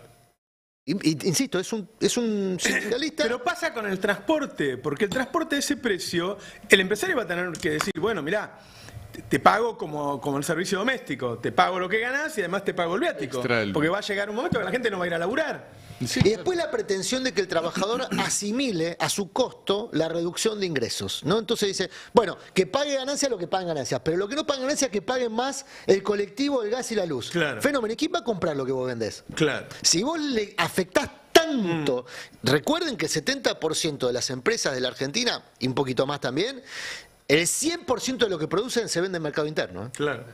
¿A quién le van a vender lo que producen? La clave ahí es que todos los los economistas calculan, o los políticos, el costo de todo menos el costo de la vida de los argentinos. La frase, con la gente adentro o no, me parece que es muy gráfica en ese sentido y es muy buena. Así es. Ayer, por ejemplo, veíamos a una dirigente política que durante unos años nos quisieron vender que era el gran fenómeno de la política nacional, terminó perdiendo la provincia por 20 puntos, María Eugenia Vidal, proponiendo que el magro aumento que ya le van a dar los jubilados y que ya no alcanza, además se lo paguen en cuotas. Hasta Eso es 12 vivir, cuotas. A ver, escuchémoslo, pero me parece que está en otro planeta. A ver. En tercer lugar, tomamos ese 8% pendiente del mes de enero y lo incorporamos como recomposición, pero entendiendo los problemas fiscales que afronta el gobierno y la necesidad de lograr el déficit cero, lo planteamos y le damos la posibilidad al gobierno que pueda pagarlo en cuotas, en un plazo de hasta 12 cuotas, de manera que el impacto fiscal de este año sería del 0,14 adicional al PBI. Bueno, ahí el truco es que nunca aparezca la opción de que pague el rico. ¿Cómo hacemos para la relación entre jubilados y el Estado? ¿Cómo lo administramos? Parece que fuera suma cero y que no hubiera otro actor, que es el capital, que decir, miren muchachos, acá hay que pagarle. Cobremos un... claro. Una pequeña acaba de tasa. poner un impuesto a la riqueza Lula. Déjame contarte eso, es muy interesante, ¿no? Lo contábamos ayer en Verdades. El lunes se firmó un acuerdo entre una decena de países de la región en el marco de la Plataforma Tributaria de América Latina y el Caribe. Países que firmaron este acuerdo: Bolivia, Brasil, Chile, Colombia, Ecuador, Haití, Honduras, México, Nicaragua, Panamá, escuchá, Paraguay, Perú y República Dominicana. Todos se comprometieron a impulsar el impuesto a los superricos, un impuesto especial a los superricos. ¿Cuál es el concepto de este pacto? Lo que pasa en América Latina es que se ensancha la desigualdad. Lo pones vos, se te va al país de al lado. Exactamente. Entonces los tienen que hacer entre todos. Pusieron el ejemplo de Galperín, Roberto. Mirá vos. 10 países de la región dijeron, che, miren lo que le pasa a Argentina, que no está entre los que impulsan este impuesto a los superricos. Miren lo que le pasa a Argentina, que si vos tratás de equilibrar un poquito, redistribuir un poquito, rápidamente los tipos se van a vivir afuera. se la fugan primero y se van afuera después para ni siquiera pagar impuestos en el país donde producen, porque en definitiva producen en Argentina. Bueno, nacieron acá, se desarrollaron acá, cobran de acá, cobran subsidios del Estado argentino. Usan el correo argentino para repartir los paquetes. Que traigan al correo uruguayo para repartir los paquetes. Es muy interesante esto que plantea Lula. Primero porque lo revela en serio como un líder global y no la monigoteada que hace Milei, que va a un foro de Cuarta y cree que es Gardel porque tiene 10.000 views. No. Eso no es ser un líder global. Eso es ser un monigote de las redes. Son cosas distintas. Monigote de las redes es un atractivo, el gatito, en una época estaba el gatito, el perrito, ahora Milei. Son divertimentos, entretenimientos. Líder global, el Lula, que reúne a países tan diversos en sus ideas políticas como Perú y Paraguay, que son neoliberales puros y duros, digamos, ahí. Y México. Y México, que tiene otra posición, Nicaragua. Que está incluso hasta perseguido regionalmente por otro de los países que integran esta misma plataforma. El diagnóstico que hicieron el lunes es que, según los últimos datos del Banco Interamericano de Desarrollo, el 10% de las personas con mayores ingresos gana 22 veces más que el 10% más pobre. Y el 1% más rico, sobre el que impactaría este impuesto a los súper ricos, acapara el 21% del total de los ingresos. Tomen dimensión de la distancia de ingresos que implica que el 1% de todos los habitantes de América Latina capta el 21% del total de lo que se produce. Bueno, sobre ellos iría este impuesto a los súper ricos, con un concepto que es el que vos bien explicabas. Lo tenemos que hacer todos porque si no nos sirve. Argentina no está. Y claro, Uruguay tampoco, ¿no? Y Uruguay tampoco. Entonces, cuando uno elige gobernantes, los elige en un contexto. Y el contexto del mundo, porque esta iniciativa ya tiene apoyo de Alemania, de Francia, de Dinamarca, de Sudáfrica. Sudáfrica está tratando de impulsarlo para Oceanía. O sea, es muy importante, para África. Australia lo quiere impulsar en Oceanía. Francia y Alemania están tratando de hacer un pacto similar para Europa, porque todos ven el mismo problema. Se ha roto el criterio de distribución del ingreso en el mundo, no solamente en Argentina. Y la desigualdad extrema, lo que lleva, que es producto de eso y que lleva a que haya corporaciones que tienen hoy en día mucho más poder que algunos estados, hace que los estados, para defender sus potestades, tengan que agruparse, porque de a uno, si van a negociar de a uno, van a negociar en inferioridad de condiciones. Es de alguna manera llevar al plano internacional la misma lógica de del paro de hoy. Si un trabajador va de a uno a negociar con el empresario, te hacen pelota. Tenés que juntarte. Bueno, a los países les está pasando lo mismo, porque hoy en día las corporaciones tienen un poder inédito. El ejemplo... Están a contramano que Milei le dijo a los tipos que no paguen impuestos, cebada, ni compran dólares. Porque Milei... Y mientras le está diciendo, yo puedo creer que Vidal haya dicho que el aumento a los jubilados hay que pagárselo en 12 cuotas, lo que le deben a los jubilados. Muchos se van a morir durante el año que no cobran las cuotas. Argentina está a contramano porque Milei es fan, es groupie de estos empresarios de megacorporaciones. Va a ver Elon Musk y por poco le pide un autógrafo. ¡Qué papelón! Sos el presidente de un país importante, che. La incomodidad además también, ¿no? Porque no se esperan esa reacción de un presidente. Porque es presidente de un país Considera importante. que es un tipo que más o menos algo de poder maneja. Ojo, porque la escena que se vio en el Yao Yao fue distinta, ¿eh? La escena que se vio en el Yao Yao fueron personas que promedio deben tener $1.000 millones cada uno. Aplaudiéndolo a él. Sí. Bueno, entre ellos el de Accord. Oficiando de groupies. Estaba Kaufman de Accord, del que vos mencionabas hace un rato, era uno de los que estaba ahí. Claro, y ahí se ve el problema de la dirigencia argentina en conjunto, no es solamente la agencia política. Que yo te iba a decir eso, la ves a Vidal, lo ves a Scioli, después me decís que quién maneja el correo. Bueno, dejemos de decir que es una persona sola lo que está generando esto. No. Hay un montón que están entregando al pueblo, hay un montón. Una complicidad. Hay un montón. Claro, es ese ecosistema que Milei definió como casta y por eso penetró muy bien. Claro, pero ahora hay una alianza entre la casta y él. Es que él es casta, él viene de ese ecosistema, él no es ajeno. Lo que pasa es que lo que inventó, con mucha pericia hay que decirlo, es un personaje que en tiempos de redes y en tiempos de viralización de morisquetas es un personaje atractivo para las morisquetas. Claro. Es este monigote al que yo me refería. Estaba el gatito hace 5 años, el perrito hace 3 años, los patitos en la cabeza y Milei. Un datito de color sobre la inserción de Milei en la casta. Se suele decir que el padre de Milei era colectivero, lo cual en una época fue cierto. Después pasó a ser empresario de colectivos. Claro. Era socio, tenía una participación en ¿qué empresa? Dota, que es la que tiene la mayor cantidad de líneas en el conurbano y en la ciudad de Buenos Aires. ¿Cuál es la más grande de las empresas que hoy se rebelaron ante el paro y están ofreciendo un servicio? Un servicio que por otro lado no tiene demanda. Yo cuando venía para acá vi pasar un par de colectivos absolutamente vacíos. Dota, la empresa que supuestamente en algún momento fue parte de la familia Milei. Digo supuestamente en algún momento porque no terminó de quedar muy claro nunca la operación en la cual la familia Milei se corre ahí de la empresa, pero no puede ser casualidad, digamos, que la única empresa que en este momento esté jugando a romper el palo sea la misma que forma parte empresarialmente de la familia Milei. Che, se ven las calles vacías, las estaciones vacías. Hace mucho que no veíamos un paro así, ¿eh? Yo diría Hace desde mucho la que no Rúa. veía. Desde la Rúa. De hecho, la interna gremial, que es parte de la explicación de lo que vos decís con Dota, es Bustinduy versus Fernández dentro de la UTA, esa interna gremial, el gobierno también la aprovecha. Ayer el gobierno emitió, porque hay que decir que serán lo que serán, pero algunos que manejan los rudimentos del poder explosivo de la lapicera tienen. Ayer le dieron un beneficio a Dante Camaño, que es el de el gremio gastronómico porteño. ¿Por qué es importante? Porque fue el anfitrión de Victoria Villarroel el 1 de mayo. ¿Recuerdan que nosotros contamos acá que empieza a tejer Victoria Villarroel una relación con sectores de la CGT, con sectores del sindicalismo peronista más constitutivos, incluso en el lenguaje de su discurso el 1 de mayo, acudió a la retórica peronista más clásica, pacto social y demás.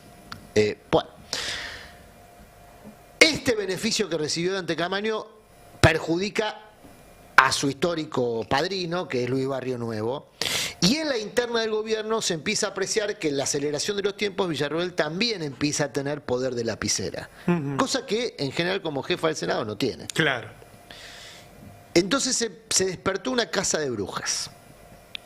La casa de brujas es intentar detectar quiénes dentro del dispositivo de gobierno del Poder Ejecutivo responden a Villarroel.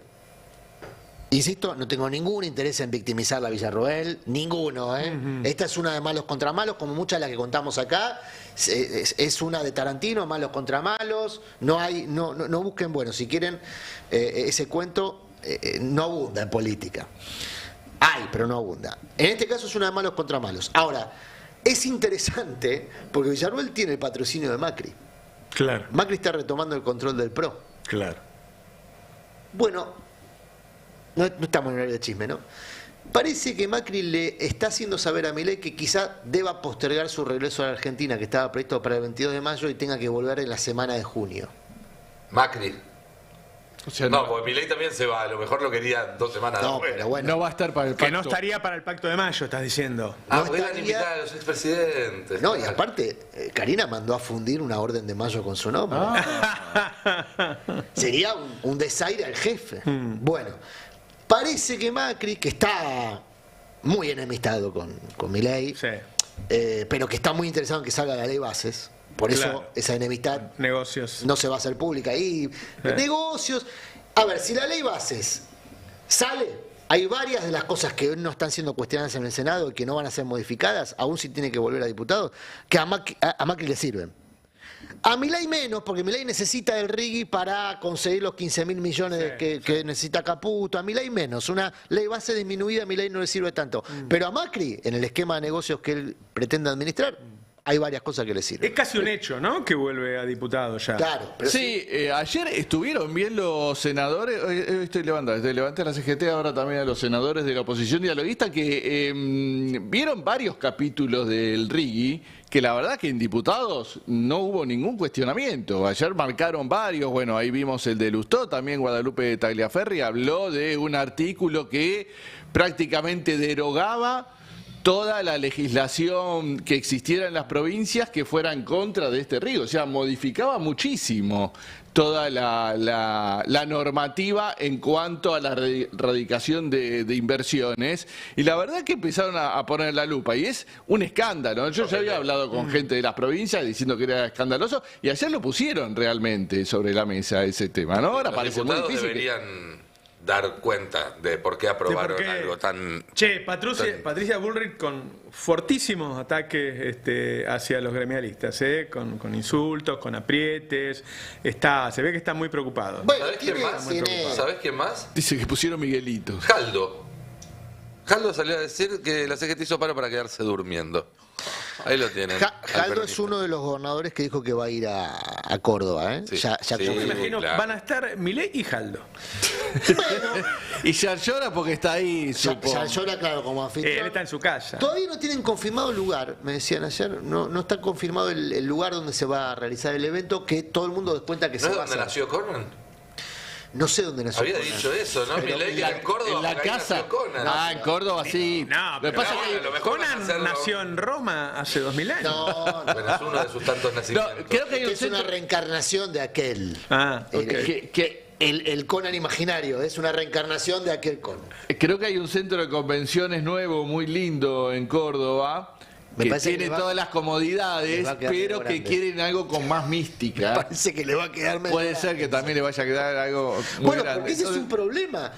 Vos estás invitando a los jefes de la oposición. Ya hay varios jefes de la oposición que dijeron que no van a ir. Kicillof dijo, vayan arrancando, Sí. si no llego. Cristina no va a ir, No, descontamos claro. que no va a ir. El jefe del bloque, Germán Martínez, dijo, todavía no me llegó ninguna invitación, lo vamos a evaluar en el colectivo de diputados. No va a ir, decís vos. Va a haber una convocatoria Mayans, entiendo que opositora. No, claro. no estaría... O sea, a lo mejor van a Córdoba, pero no van a estar... Claro, con otra Milei. convocatoria. O sea que va a ser una convocatoria de opositores sin la primera minoría opositora representada. Ah, eso seguro. Es raro. Sí. Claro, Y bueno. que va a haber otra ¿no? de Unión por la Patria, se supone que... Claro, va a haber una convocatoria, un contrapacto o una contramanifestación el día del pacto en Córdoba, donde va a haber delegaciones de todo el país, digamos, confluyendo en Córdoba para protestar contra Milei, o al menos eso es lo que se está hablando. La logística no es sencilla para ese tipo de cuestiones. ¿Puedo opinar Habrá que ver como cómo se- editor de una página web? Ajá. A mí la presencia de Cristina me gustaría. Sí, claro. ¿O no? Fer, como el editor que llevas inspectores. Sí, claro. Vos decís... ¿Le dan el uso de la palabra? ¿Puede hacer un discurso para agradecer el galardón? Sería como el no al ALCA. Y, bueno, Néstor, yo estuve cubriendo en su momento ese evento en Mar del Plata y recuerdo una frase extraordinaria bueno, no lo voy a quemar, de un entonces jefe de ya gobierno. pasó mucho, ya prescribió eso. Había un solo jefe de gobierno, estoy dando sí. bastantes datos, ¿no? No, sabes lo cuidadoso que es Muralla. Estoy dando bastantes datos. Que dice, Néstor había llegado ahí sin tener mucho roce internacional como gobernador, no tenía mucho roce internacional. Y se encuentra ahí con Lula, con Evo que todavía no era presidente, era una figura emergente, y Chávez, muy expansivo, que le arman con las organizaciones sociales y demás el tren de la libertad, o no, Sí, no, sí, el tren del Alba. Del Alba. Porque era Alba Y contra estaba Alba. Diego y todo. Diego, sí. Estaba Diego. Urica, Ari Lijalad. Siempre cuenta que estaba ahí. Sí. El Tano Gentili estaba. Mira, estaba el Tano Gentili, y bueno, todo el campo popular representado. Entonces Néstor en un momento lo mira a Chávez, lo mira a Lula, percibe que había clima de rechazo a Bush, pero al mismo tiempo era el anfitrión. O sea, era el país anfitrión y hay una cosa de coro. Claro. No era diplomático. Pondino, digamos. Entonces, contaba Néstor, y creo que esto lo contó también después en un vuelo a Brasil, que en ese juego de miradas se resolvió el no al ALCA. En el episodio que se venía conversando, que entonces, bueno, es la parte Ahí es cuando que le pide a Chávez que que tire. le dice a Chávez, estira, Tenemos que ganar un rato y de tiempo. salen a rosquear, que eso se vuelva efectivo, que había que estirar, y Chávez, que por supuesto no tenía problema. Y Bush no se lo esperaba. Bush no esperaba ese rechazo. Sí, sí. Qué hermoso. Al igual que no esperaba la mano en la rodilla de la famosa foto presidencial, digamos. Bush no se lo esperaba. Bueno, esa repentización en la gestión política también es un rasgo de liderazgo. Sí, ¿no? ¿Para dónde va? Voy a usar una figura que está usando mucho uno de los ventrílocos de la derecha, que es Feynman. Y uno de los ideólogos también. Vamos a reconocerle que Feynman es un pionero en muchas de las ideas que hoy están de moda. Que es el viento. Néstor apreció el sentido del viento. Estaba Lula, estaba Chávez, Evo emergente. La verdad es que el que estaba solo era Bush. Si vos veías la escena, el que estaba solo era Bush. Entonces, esto de la Argentina quedando afuera de un consorcio de países de América Latina con ideas políticas diversas, pero que ven el mismo problema, que es que los súper ricos están captando demasiado de la torta, y es no ver el viento. Ahora, es lo contrario a lo que dice Feynman que ocurre, es no están viendo el viento. Es bueno volver a eso porque la verdad es que había una inercia de los 90 que uno podía pensar cualquiera de las dos cosas. Y si vos mirás esa elección, cuando van en la primera vuelta, entre Menem y López Murphy juntan mucho más que Néstor. Es decir, que había una parte de la sociedad que seguía votando eso. Y lo malo conocido, bueno, el comportamiento conservador, esto parte una lanza en favor de la táctica que tanto criticamos, de acumular por el centro. Hay una tendencia al voto conservador en momentos electorales, en la Argentina y en el mundo. Me parece que ahí lo que se rompe con Milei y lo que se rompió en otras oportunidades es que el revulsivo contra el sistema político es más fuerte que esa pulsión conservadora. Vuelvo al tema del viento. Si la Argentina queda fuera de este tipo de mecanismos internacionales y adopta otros mecanismos más periféricos, marginales, el que se queda fuera no es Milei. Los que nos quedamos fuera de las posibilidades de desarrollo somos los argentinos. Por eso yo insisto hay que ponerle freno ahora. Hay un detalle que no suele hoy es un día que puede ser bisagra, ojo, porque cuando el movimiento obrero te demuestra que la gente se puede quedar en su casa y hoy tu empresa no labura, todos estos tipos que están manejando a Milei, bueno, por ahí tienen que sentarse a pensarlo, tienen que decir, che, la verdad que no nos podemos llevar tanto, porque mirá lo que nos pasa si nos queremos llevar tanto. Estos tipos no vienen a laburar y yo hoy hubiera ganado, no sé, 100 millones de dólares y no lo gané. Uno de los motivos por los cuales se buscó el voto a Milei y a Bullrich era terminar con la conflictividad, y esto lo aumenta. Pero déjame retomar un segundo lo que decías vos de quedarse afuera del mundo. En general decimos que cada vez que Milei viaja por cuestiones personales y no de Estado. Y hacemos foco en la decisión de Milei de viajar a Los Ángeles, al Congreso de los ultrarricos, con Vox a España, etcétera. Pero esto tiene una contraparte.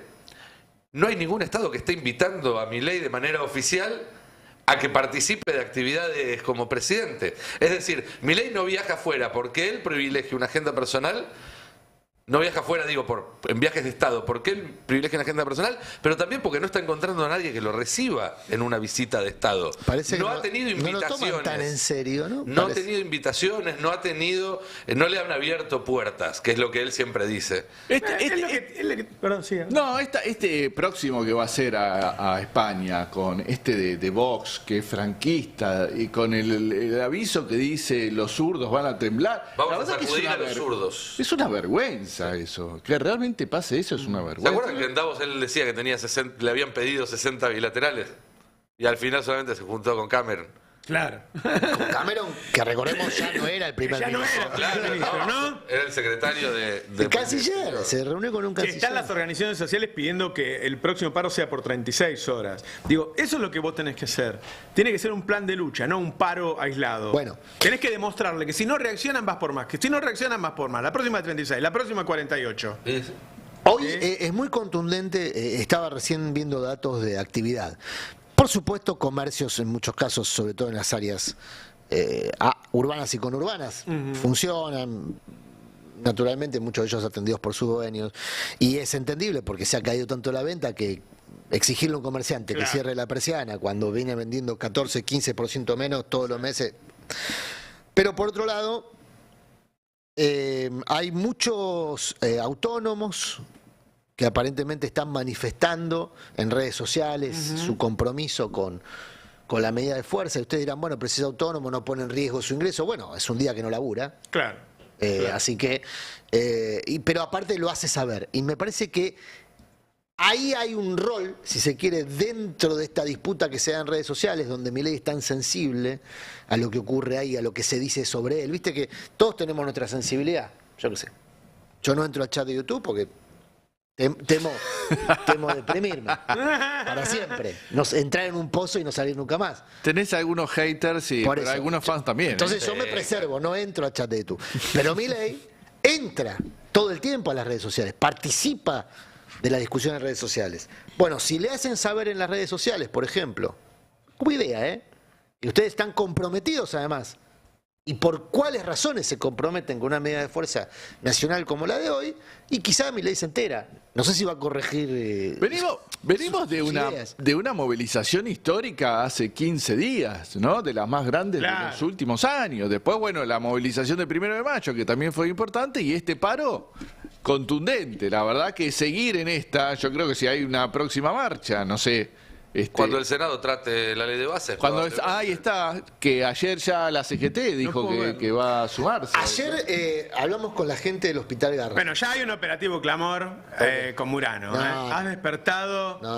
La gente te quiere, te admira, generás sentimientos. Se van a defraudar. Se van a defraudar. Hay poco para ofrecer. Ayer hablamos con un par de representantes del Hospital Garrahan. Quería mencionar esto porque es gravísimo lo que está pasando en el Garrahan. En Garrahan, el diagnóstico que tienen presupuesto hasta junio, mes que viene. No actualizaron presupuesto en términos reales, siguen con el mismo presupuesto del año pasado. Esto involucra sueldos. En la asamblea de ayer, aparte detectaron, y esto a vos te va a interesar, Roberto, en la asamblea de ayer, en todas las áreas del Hospital Garrahan detectaron un aumento de entre el 15 y el 20% de asistencia, de consultas, de gente proveniente del sistema privado. Claro. Se está empezando a colapsar, obviamente el Garrahan es un hospital de excelencia en materia pediátrica, es referencia a nivel regional. Y gente que dejó de pagar la prepaga porque no la podía pagar, empezó a ir al Garrahan. Un Garrahan que tiene 80% de aporte presupuestario del Estado Nacional, 20% de la ciudad. Ninguno de los dos le actualizó presupuesto. Está al borde del colapso. Está habiendo problemas con el PAMI. Hay consecuencias también, irreversibles. Cuando yo digo ojo con lo irreversible, ahí tenés una consecuencia. Está habiendo problemas con el PAMI también, que no funciona, no es ni la sombra de lo que era hasta el año pasado, y no atienden a la gente. Estamos hablando ya de gente mayor, que generalmente tienen más riesgo en sus patologías que el resto. Eso se está viendo en muchas cosas. El tema es que se hizo una divergencia muy grande entre lo financiero y lo económico. Y los medios ponen el foco en lo financiero. Te dicen, no, mirá que el dólar, ves que el dólar qué sé yo, está igual que antes, o mirá el riesgo país, y qué sé yo, y eso es timba. Y eso es timba, o sea, mientras estén entrando dólares para timbear, acá el dólar se mantiene. Cuando los dólares se vayan a ir, el dólar sube. Y en la Argentina ya pasamos por etapas en las cuales al mercado financiero le iba muy bien y a la industria, a la economía real y al trabajo le iba muy mal. Ya la y sabemos cómo terminan. Ya la vimos. Y sabemos cómo terminan. Pero lo de hoy es una gran noticia. Sí. Lo de, porque, bueno, los paros, viste cómo es, pueden ir bien o pueden fracasar, o pueden tener 50% de aceptación. Hoy esto muestra que la sociedad no está tan conforme como dicen los encuestadores, ¿no? Recién un amigo que no vive en la ciudad y que en general le toma entre 70 y 90 minutos llegar, me acaba de avisar que llegó en 40 minutos. Claro. Eso te da cuenta, digamos, de que está totalmente liberados los accesos. Y no se moviliza por su cuenta, hay muchas personas que lo podrían hacer. Sí. Claro, así es. Che, tengo algo ligerito, livianito. ¿Tenés no es un chisme? Porque quieren usar la placa. No es técnicamente un chisme, pero pongámoslo porque tenemos ganas de usar la placa y tenemos ganas de tomar todo el mundo vende humo con esta torta. Así de... Ustedes saben... Uy, está Siberia, mirá. Hoy aparecí. Lo incluyeron a Siberia, muy bien. Ari, que está, como todo el mundo sabe, fue desterrado. Que tengo una capa. Por sus posiciones. Nos enojamos y lo mandamos a Francia. Está desterrado. Ustedes que... Como con los aros, no me hagas acordar. Todos editores y han tenido instancias directivas en medios de comunicación saben perfectamente que los medios tienen muchas maneras de decir algunas cosas. Que está el título principal, está lo que dice tu firma estrella, está a veces cubrís algún hecho y le das una lectura política, un tinte político, y así va apareciendo. Me acuerdo durante el macrismo, todas esas notas que decían cómo vivir feliz con menos dinero. Comer tierra. Bueno, en Clarín, donde hay varias líneas, sabemos que hay líneas más cercanas al gobierno y otras más lejos. Aparentemente no hay una bajada institucional. ¿no? Bueno. Entonces cada uno dice, ahora lo ves a Bonelli a las 7 de la tarde, lo mata a Milei, lo mata. Bueno, pero eso uno de Bonelli se lo podría esperar. Ahora, que llegue a las críticas de cine, miren el título con el cual sorprendió hoy Clarín la crítica de la película nueva de El Planeta de los Simios. Llega El Planeta de los Simios, nuevo reino, con un mono líder que tiene cuestiones no resueltas con su padre y un muerto omnipresente. ¡No! Genial. Muy bueno. Me suena de algún Aplausos al Todos rector, los a la medios cuando se redactora ponen opositores mejoran. y al editora, ¿eh? La Porque verdad acá que hay sí. una picardía. Sí. Muy bien. Para sacarse el sombrero. Excelente. Muy bien. Estuvo bien. Ahí está, mira, El Planeta de los Simios. Claro. Vos sabés, bueno, hablando de cine, ¿Tiene hermana? tengo otro chisme. Oria, que es el cineasta de Milei, hay un tema ahí protocolar, que es la razón por la cual Adorni justificó su ascenso, que hay reuniones por disposición legal en la que solo pueden estar personas que tengan rango de secretario de Estado o subsecretario de Estado para arriba. ¿Qué tipo de reuniones? No, reuniones políticas o reuniones con otros países, institucionales, que no pueden acceder a esas... Lo tuvieron que ascender para que pueda estar. Eso es lo que explica Adorni y tiene una base de realidad. Más allá de que todo ascenso viene con una mejor remuneración como corresponde. Ahora, el tema es que Oria está haciendo el documental del gobierno de Milei. Y es un documental al estilo, iba a decir, siendo bueno con Oria, al estilo del cine que se había puesto de moda en los 90, cámara al hombro, ¿se acuerdan? Sí. Cámara en mano. Cámara en mano, que iban y hacían... El dogma, Con movimiento. Exacto, el movimiento dogma. Va a ser más medio un gran hermano, me parece a mí. ¿No? Va a ser más medio un gran hermano. Y hay lugares a los que no pude acceder. Oria. Sobre todo de lo que le interesa mostrar a Milei sobre sí mismo, que es su vínculo con el mundo mundial, diría el Pichichi. Entonces están viendo qué rango de secretario de Estado le otorgan, digamos. ¿A él? A Oria, que hasta ahora tiene rango de asesor. Vos decís que el documental lo vamos a pagar con la nuestra. Eso, no tengo prueba, no tengo duda. O sea, lo firmo acá.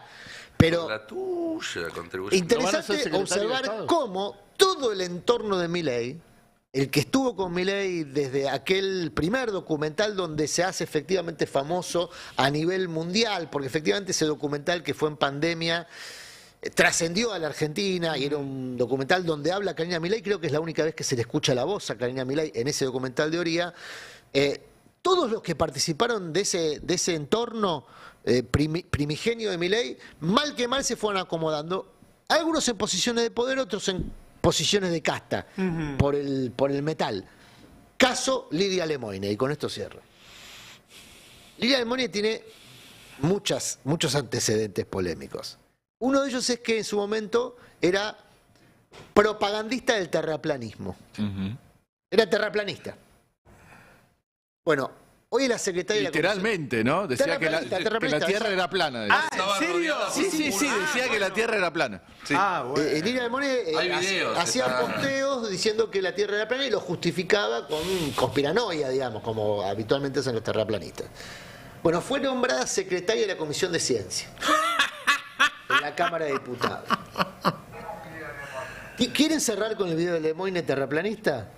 Bueno, yo tiene unos años. Les dejo la inquietud. Acá nos dicen, y vos lo podés corroborar, es que no existen vuelos comerciales a través del Océano Pacífico. De hecho, si la Tierra fuera plana, entonces se explicarían las rutas aéreas mucho mejor que si la Tierra fuera esférica. Ahora bien, ¿por qué? ¿Por qué los gobiernos del mundo quieren ocultarle a la humanidad que la Tierra es plana y que hay una gran pared de hielo que la circunda? Y es muy simple, hay dos razones fundamentales. Una, cuando un animal es encerrado en un campo, se le ponen postes, se le ponen rejas, Normalmente cuando llega al límite, si tiene comida y tiene agua y tiene todo lo que necesita para vivir, simplemente sabrá que no puede cruzar y seguirá su vida normalmente. En cambio, el ser humano no. Si a vos te dicen, acá hay una pared, y vos no sabes quién la hizo, qué tan alta es, qué hay del otro lado, y qué es lo que esperan hacer con vos esas personas, vas a pasarte toda la vida tratando de encontrar la respuesta. Y la angustia general sería tan grande que el ser humano no podría vivir sabiendo que ha sido engañado. La segunda razón, también muy importante, es ¿qué pasaría si la ciencia tuviera que dar el brazo a torcer y decir que se equivocó en algo tan fundamental como en la forma de la Tierra? Bueno, ahora va a tener posibilidad de preguntarle a los científicos. Yo tengo una cosa. Sobre el Océano Pacífico. Yo tengo muchas críticas contra lo que pasó en el peronismo en los últimos años, pero no nos merecíamos tanto. Esto es una... Son los locos sanos. Secretaria de, Están los locos. Eso lo decís vos porque no querés saber qué hay del otro lado de la pared. Seguís aferrado al muro, ¿no? El muro cayó. Che, no me pusieron quién viene. Creo que viene Carlos Tomada hoy, ¿no? Epa, qué lindo. Está Carlos Tomada. Gran día para escucharlo a Carlos Tomada. ¿Sí? Dale, en 30 segundos con Carlos Tomada.